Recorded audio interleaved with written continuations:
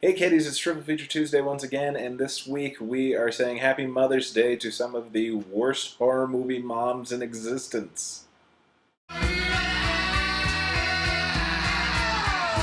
That's right, this will be the Tuesday after Mother's Day, but it's actually before the day I'm going to go celebrate Mother's Day with my mother, so technically it still sort of counts, and it's my video series, so we'll do things the way I want to do them. Thank you very much. It's not an every time trope, but in a lot of different horror movies, mothers play a very, very important role.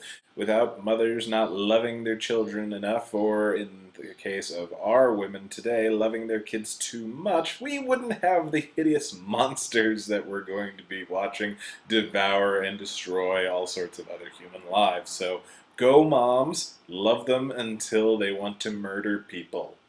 You know, for our entertainment. Our menu is going to include Psycho, Carrie, and Dead Alive. It is hard to overstate the importance of Alfred Hitchcock's Psycho. It is basically the grandfather of all slasher movies, in that it set the pattern for mysterious murders and bladed objects being used to kill people en masse, and the morality play of murders. And it was important for being the one of the first, if not the first, horror movie based on the antics of Ed Gein.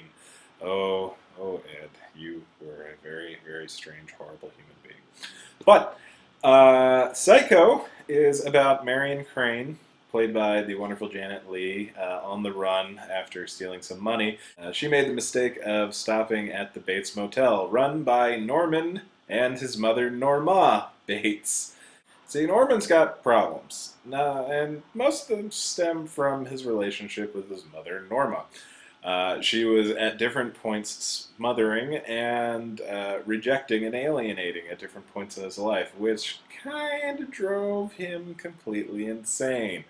And we're going to have tons of spoilers for a movie that's, 50 years old at this point? And Norman went insane and murdered her and her lover. But unfortunately for everyone else, that was still, he really just couldn't live without her in his life. And so he is taken to dressing up as her and, murdering anybody that Norman finds attractive because he's nuts. So Norman and his mother are just awful. Set the standard for just hideous codependent relationships in film and the awfulness that can come out or from them. Norma refuses to let Norman have any sort of physical interest in any woman, and in order to do that, she will in fact kill them. And even though it's Norman killing them, but it's Norman imagining what Norma would want. It's very confusing and horrific, especially for the people, because, can you imagine you're taking a shower and then all of a sudden there's a guy in drag with a knife? It's just, this is no fun.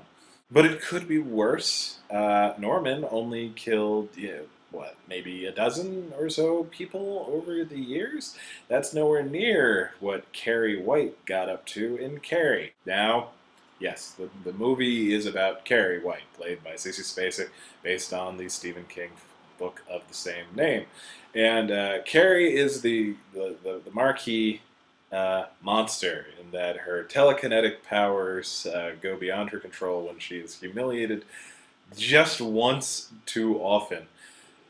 But if we're being real, she's more the monster to Margaret White's Dr. Frankenstein. Margaret White, played by the incredible Piper Laurie, who is one of the most God-fearing jerk characters that Stephen King has ever come up with, and has driven Carrie pretty much around the bend and made her a social pariah, even before the development of the aforementioned telekinetic powers. Even though pig blood was dumped all over her at the prom, what could have been a humiliation that Carrie could have recovered from was basically turned up to 11 by Margaret priming the pump of Carrie's insanity by warning that they're all gonna laugh at you! They're all gonna laugh at you! Which, I'm not going to lie, is one of my favorite lines in any film. Me, my brother, and my dad will just randomly start doing it, sort of like bird calls. Even though Carrie ends up murdering so many more people than Norman, pretty much her entire class of students. It's really more Margaret's fault for raising her so terribly. It's just a shame. And she gets her own comeuppance at the end when she tries to murder Carrie. Again, spoilers for movies that are so old. Finally, we come to maybe the worst example of horror movie moms, Vera Cosgrove in Peter Jackson's Dead Alive. Vera loves Lionel, her son, just too much. This has gone completely overboard since the untimely death of her husband, Lionel's father, which, fun fact, she murdered him when he found her cheating on her. Lionel and Vera are each other's whole world, and when Lionel, starts finding some sort of romantic relationship with Paquita, Vera can't handle this at all and stalks them all the way to the Wells Zoo, where this all takes place in New Zealand, where she accidentally gets bit by the Sumatran rat monkey, after which she becomes infected with zombie goo and proceeds to keep following Lionel and trying to go about her day and infecting other people with zombie goo until, in fact, a whole swarm of zombies are going around this peaceful New Zealand town, murdering everybody until, it all culminates in Vera mutating into this giant Freudian nightmare as she tries to literally shove Lionel back into the womb, because Jesus Christ, it's one of the grossest things ever. But that's just how much she loves her, and that's the real important lesson to take away from all of these movies, is that a good horror movie mother loves her child, no matter what that is or what that child's going to turn into, and mainly from the overabundance of love from the aforementioned horror-loving mother. But these are good movies to share with mom. I remember my mom. I love my mom. My favorite moments I've ever had with my mom so far was we were sitting around the house. I was reading, she was reading, and she turned to me and she said, "Tom, do you have Alien on tape?"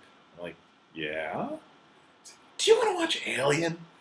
My mom wants to watch Alien with me? Hell yeah, I want to watch that. And it was just really just a great time. And hopefully next week we'll have more great times. Probably watching Annabelle, because that's the crazy horror stuff that my mom likes right now. And so do I, because my mom's awesome. But I hope everybody else had a good Mother's Day, and I will see you next week.